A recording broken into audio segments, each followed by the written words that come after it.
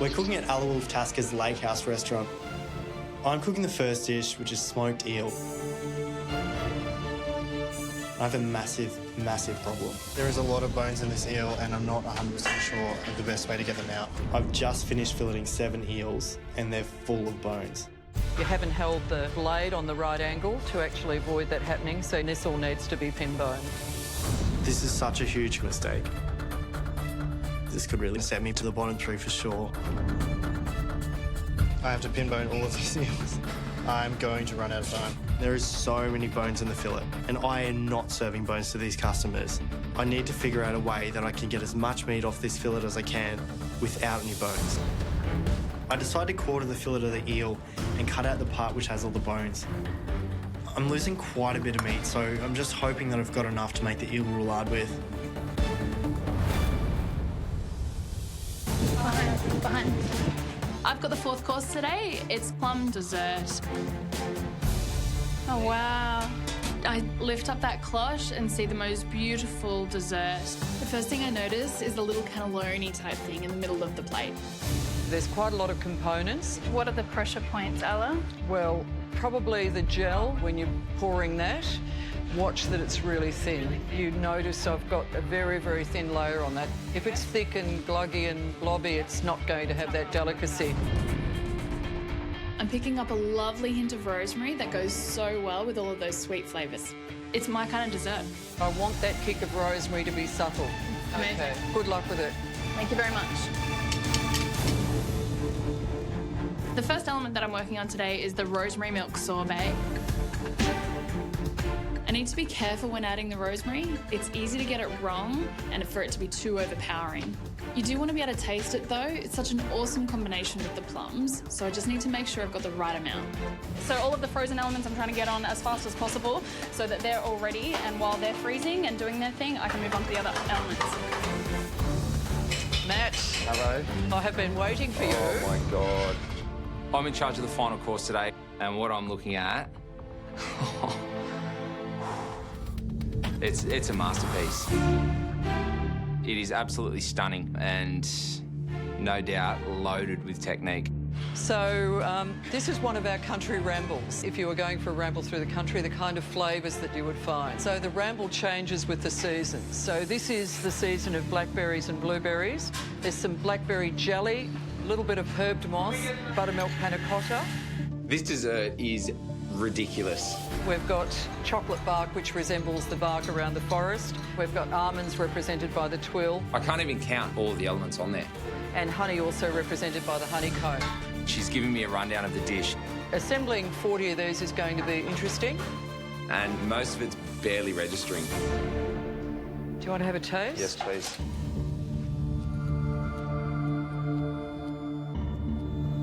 Are desserts your game? They're not.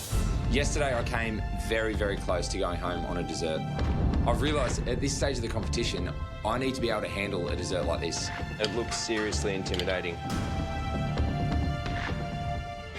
Holy shit.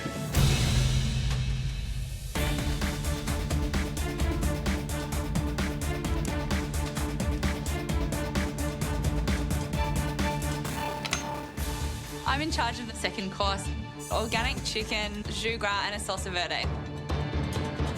I really need to get this salsa verde done so I can get it into the chicken and start rolling it. But for some reason, I just can't seem to get a move on. Mimi, you know, right? That salsa verde, you've got to get it blitzed because you've got to get that chicken butterfly evenly spread, rolled and into the water bath. I know. All right? So you just got to motor and use a bit of your cooking nous. Trying as fast as I can. I'm running out of time now, so I really need to get all my ingredients into the blender and blend it up. The salsa verde has taken up so much of my time, and I still have 14 chicken ballotines to roll.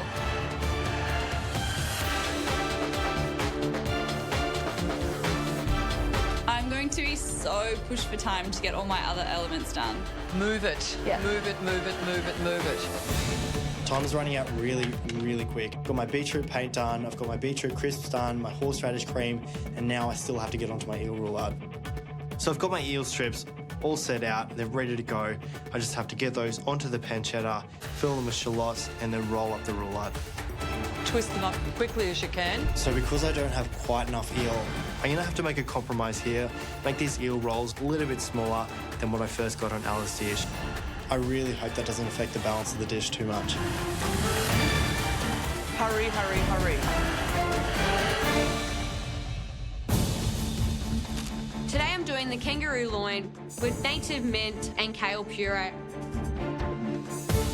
I've got to wrap 40 of these kangaroo loins, and I've got to make sure that they're nice and tight and place that into the sous vide machine. The next step I need to do is my kale puree. It's got to be vibrant, fresh, and just have that pop of colour on the plate. I'm just about to blanch my kale.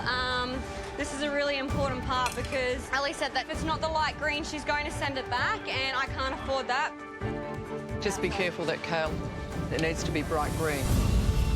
I'm just doing it in batches. Yeah, absolutely, Yep. because the amount of water that you've got it boiling in Yep. will keep the colour. Okay.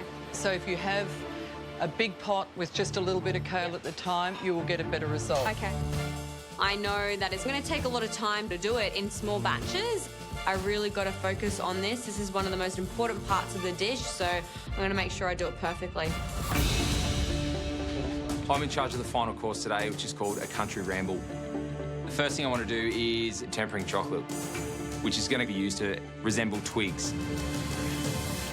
Once the chocolate has reached the correct temperature, I'll take it over to my bench and then lay it out with a palette knife. But like pretty much as soon as it hits the bench and I spread it out, it sets.